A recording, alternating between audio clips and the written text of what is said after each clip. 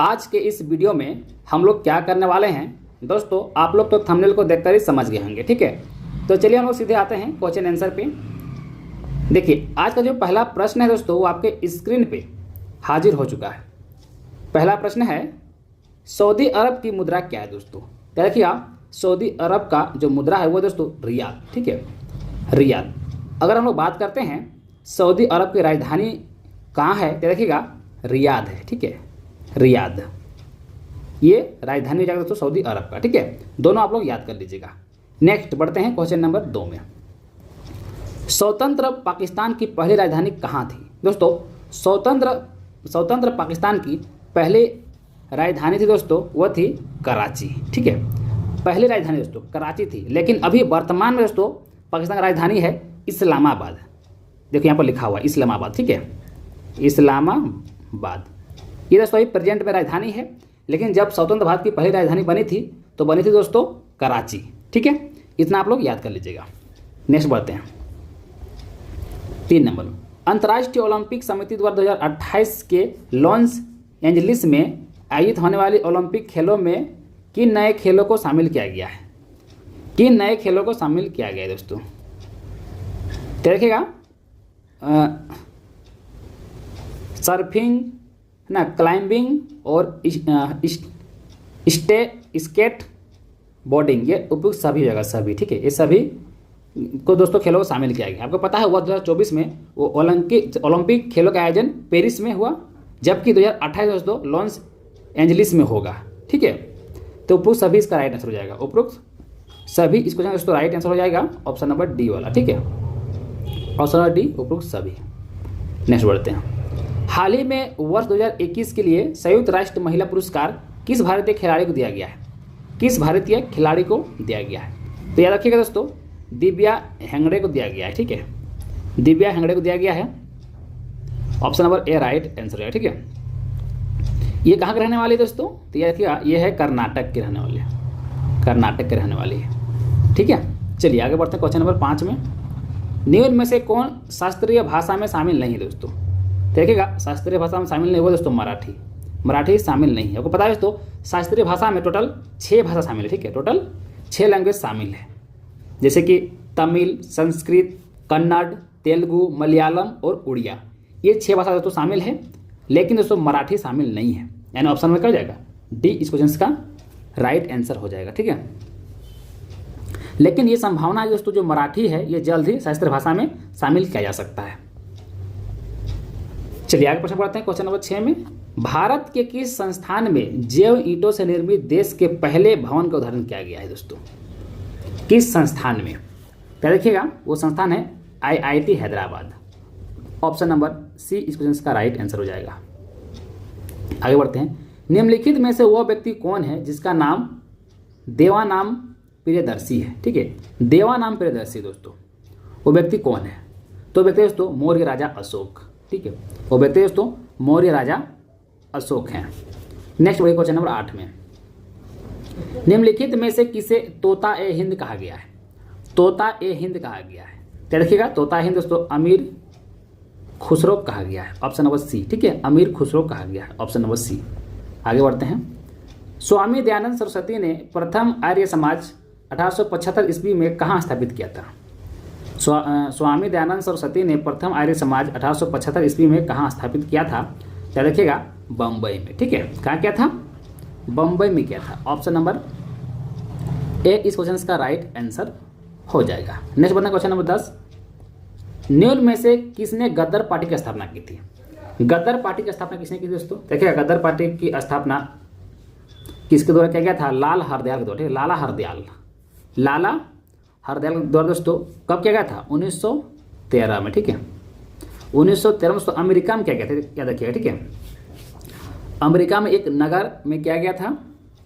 तो इसका right answer क्या आ जाएगा? ऑप्शन नंबर सी वाला राइट आंसर हो जाएगा।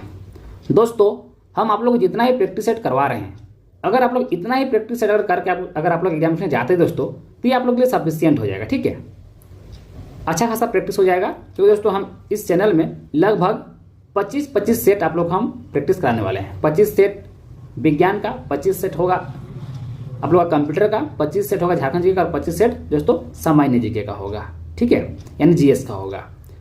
तो अगर दोस्तों आप लोग 25-25 सेट सब कर लेते हैं तो एग्जाम के लिए दोस्तों आप पूरी तरह से तैयार हो जाएंगे, ठीक है। लगभग तैयारी आपका हो जाएगा 25 सेट लगाने से। चलिए आगे बढ़ते हैं। निम्नलिखित ऐतिहासिक घटनाओं को उनके कालक्रम अनुसार व्यक्त करें। उसके काल क्रम के अनुसार उसको आपको व्यक्त करना है, ठीक है। तो चंपारण सत्याग्रह कब हुआ था, देखिएगा, यह हुआ था 1917 में, ठीक है। अगर बात करें बंगाल विभाजन, ये कब हुआ था दोस्तों, ये हुआ था 1905 में, ठीक है। जलियांवाला बाग हत्याकांड तो हर किसी को पता है दोस्तों, कब हुआ था, 1919 में। तो बोल रहा है कालक्रम के अनुसार व्यक्त करने बोल रहा है। तो चलिए हम लोग कालक्रम इसके अनुसार व्यक्त करते हैं। देखिए सबसे पहले कौन हुआ, बंगाल की खाड़ी, 1905 में हुआ था, ठीक है। ये हो जाएगा पहला पे, यानी देखिए 2 नंबर किसमें सबसे, देखिए इसमें तो पहला 1 है, इसमें भी 1 है, स्टार्टिंग में भी 1 है, देखिए 2 सिर्फ इसमें देखिए।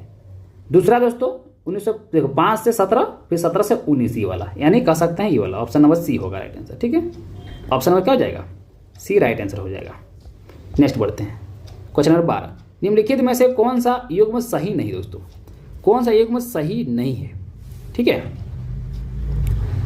अमीर खुसरो का सिरोध नहीं दोस्तों, अमीर खुसरो का सितार वादक संबंध है, सितार वादक, तो यही तो गलत हो गया क्योंकि यहाँ पर गलत पूछा है। बाकी भीमसेन जोशी गायक, हाँ बिल्कुल सही है, गायक गायन थे। उत्पल दत्त फिल्म, ये सही है। शंभू महाराज कथक, ये भी सही है, लेकिन दोस्तों अमीर खुसरो ये गलत है। सरोद दोस्तों गलत दिया हुआ है। अमीर खुसरो सितार वादक से संबंध रखते थे, ठीक है, किस रखते थे संबंध, सितार वादक से, लेकिन यहाँ स्रोत दिया है, यानी दोस्तों यही गलत दिया है। ऑप्शन नंबर पहला इस का राइट आंसर हो जाएगा। नेक्स्ट बढ़िए, भारतीय मानक समय किस रेखांश पर अपनाया जाता है, भारतीय मानक समय किस रेखांश पर अपनाया जाता है, तो देखिएगा 82.5 डिग्री ई रेखांश पर, ठीक है। ऑप्शन क्या है, बी वाला राइट आंसर हो जाएगा। नेक्स्ट बढ़ते हैं, हिमाचल प्रदेश में स्थित दर्रा है दोस्तों, हिमाचल प्रदेश में स्थित दर्रा है, देखिए सिल्किला, ठीक है, सिल्किलो दर्रा। आगे बढ़ते हैं, बाकी आप लोग ध्यान करते हैं जो जिला दर्रा है ये लद्दाख में है ना। जैसे नथुला दर्रा है, ये कहाँ है, सिक्किम में है। जेलेपा दर्रा कहाँ है, ये भी सिक्किम में है, ठीक है। तो हिमाचल प्रदेश में कौन है, सिल्किला दर्रा, ठीक है। आगे बढ़ते हैं, निम्न में से कौन दक्षिण में स्थित है दोस्तों, देखिए दक्षिण में कौन है, कार्डोम हिल है, ऑप्शन नंबर बी। आगे बढ़ते हैं, उस खाद्य फसल का नाम बताइए जो भारत में सबसे अधिक उपजती है, भारत में सबसे अधिक उपजता है दोस्तों, तो वह है चावल। चावल जो भारत में सबसे अधिक उपजता है, ठीक है। हालांकि भारत दूसरे स्थान पर है ना। सबसे अधिक चावल कहाँ होता है, तो चीन में होता है। ये भी पूछेगा तो आप लोग याद कर लीजिए। पहला नंबर पर आता है हमारे भारत दोस्तों, भारत चावल उगाने के देश में से नंबर पे दूसरे स्थान पे आता है, ठीक है। चलिए आगे बढ़ते हैं,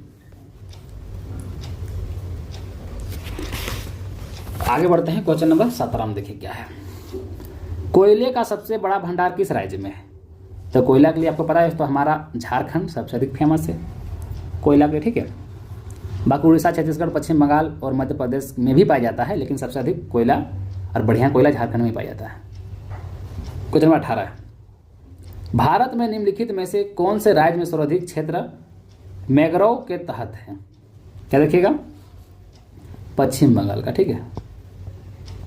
निम्नलिखित में से कौन सा कर प्रत्यक्ष कर दोस्तों, प्रत्यक्ष कर, तो वह है दोस्तों धन कर, प्रत्यक्ष कर दोस्तों धन कर है। अगला है उत्पादन फसल संबंध दिखाता है, इसको देखिएगा, उत्पादन फसल संबंध दिखाता है आरंभिक निवेश और अंतिम उत्पाद के, ऑप्शन नंबर ए। नेक्स्ट है क्वेश्चन नंबर 21, निम्नलिखित में से कौन सा संगठन सबसे पुराना है, दोस्तों सबसे पुराना संगठन है ILO, ठीक है। ILO सबसे पुराना संगठन है, जिसका स्थापना दोस्तों 1919 में किया गया था, ठीक है। 1919 में किया गया था। आपको ऑप्शन को भी ध्यान में रखना है, ऑप्शन 4 में से मतलब उसमें से सबसे पुराना कौन है, हाँ, हो सके इससे पुराना भी हो सकता है, लेकिन आपको ऑप्शन पे खास ध्यान रखना है, ठीक है। निम्नलिखित में से कौन सा एक युग में सही नहीं है? देखिए कौन सा एक युग में सही नहीं है? 5वीं पंचवर्षीय योजना 1961 से 66 क्या ये सही है? 5वीं पंचवर्षीय योजना की अवधि क्या थी? 1961 से 66 नहीं थी दोस्तों, क्या थी?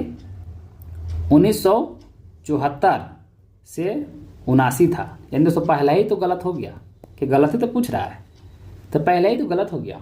5वीं पंचवर्षीय योजना का दोस्तों कब ईस्वी क्या था? 1974 से 79, यानी ऑप्शन क्या होगा? पहला वाला क्यों राइट आंसर होगा, क्योंकि दोस्तों गलत ही पूछ रहा है। ठीक है, बाकी तीनों सही है। चलिए आगे बढ़ते हैं। आगे है, निम्नलिखित में से किस अधिनियम में नियंत्रक महालेखा परीक्षक नामक पद का सुझाव दिया गया है? निम्नलिखित में से किस अधिनियम में नियंत्रक महालेखा परीक्षक नामक पद का सुझाव दिया गया है दोस्तों? क्या देखिएगा? 1919 का अधिनियम में। ठीक है, आगे बढ़ते हैं। देखिए क्वेश्चन नंबर 24 देखिए है। देखिए यहाँ पर डैश डाला हुआ है, यहाँ पर क्या आएगा आपको बताना है। डैश तब जारी किया जाता है जब न्यायालय को लगता है कि कोई सार्वजनिक पदाधिकारी अपने कानूनी दायित्वों का पालन नहीं कर रहा है और इससे किसी व्यक्ति का मौलिक अधिकार प्रभावित हो सकता है। चलिए दोस्तों, परमादेश। ठीक है, परमादेश तब जारी किया जाता है दोस्तों। परमादेश तब जारी किया जाता है जब न्यायालय को लगता है कि कोई सार्वजनिक पदाधिकारी अपने कानूनी दायित्वों का पालन नहीं कर रहा है और इससे किसी व्यक्ति का मौलिक अधिकार प्रभावित हो रही है दोस्तों। क्या देखिएगा? ऑप्शन नंबर क्या हो जाएगा? बी वाला राइट आंसर होगा। आगे बात क्वेश्चन नंबर 25। केंद्र सरकार किसकी सिफारिश के आधार पर भारत की समेकित निधि से राज्यों को सहायता अनुदान देती है? केंद्र सरकार किसकी सिफारिशों के आधार पर भारत की समेकित निधि से राज्यों को सहायता अनुदान देती है दोस्तों? क्या देखिएगा? वित्त आयोग। ठीक है, वित्त आयोग। ऑप्शन नंबर क्या जाएगा? सी राइट आंसर होगा। अगला बढ़ते हैं क्वेश्चन नंबर 26। कौन सी अभिव्यक्ति ग्राम सभा सही रूप से निरूपित करती है? ग्राम सभा सही रूप से निरूपित करती है। क्या रखेगा? पंचायत के लिए निर्वाचन मंडल को। ऑप्शन में क्या जाएगा? सी राइट आंसर हो जाएगा। ठीक है, आगे बढ़ते हैं। क्वेश्चन नंबर 27 में दोस्तों $10 ट्रिलियन ड्रीम पुस्तक के लेखक है। $10 ट्रिलियन ड्रीम पुस्तक के लेखक कौन है? तो दोस्तों इसका लेखक है सुभाष चंद्र गर्ग। ठीक है, ऑप्शन नंबर डी। आगे बढ़ते हैं। विश्व रेडियो दिवस कब मनाया जाता है दोस्तों? देखिएगा, विश्व रेडियो दिवस मनाया जाता है 13 फरवरी को। 13 फरवरी को मनाया जाता है। ठीक है, 13 फरवरी को मनाया जाता है। चलिए आगे बढ़ें। क्वेश्चन नंबर 29 में सामुदायिक विकास कार्यक्रम के सफल क्रियान्वयन हेतु राज्य स्तर पर राज्य विकास समिति होती है, जिसका अध्यक्ष देश होता है। इसका अध्यक्ष कौन होता है दोस्तों? देखिएगा, इसका अध्यक्ष होता है मुख्यमंत्री। ठीक है, मुख्यमंत्री। ऑप्शन नंबर क्या आ जाएगा? पहला। और आज का आखिरी सवाल है, क्योंकि दोस्तों को पता है सीजीएल में 30 ही प्रश्न पूछता है जीएस से। ठीक है, झारखंड की उत्तर से दक्षिण तक की लंबाई कितनी है? ये तो दोस्तों को पता होना चाहिए कि आप झारखंड का तैयारी कर रहे हैं। ठीक है, झारखंड में जॉब लेना चाहते हैं तो आपको ये पता होना चाहिए कि दोस्तों झारखंड के उत्तर से दक्षिण तक का लंबाई जो है दोस्तों वो है 380 किलोमीटर। ठीक है, कितना है? 380 किलोमीटर। चलिए हम मिलते हैं अब नेक्स्ट वीडियो में। हमको उम्मीद है कि आप लोगों को सेशन पसंद आया होगा। तब मेरे लिए तो ज़रूर आप लोग लाइक कर दिए होंगे अभी तक। ठीक है, और पहला बार चैनल में आए होंगे, चैनल जरूर सब्सक्राइब भी कर लिए होंगे। ठीक है, चलिए मिलते हैं नेक्स्ट वीडियो में। तब तक के लिए थैंक यू, जय हिंद।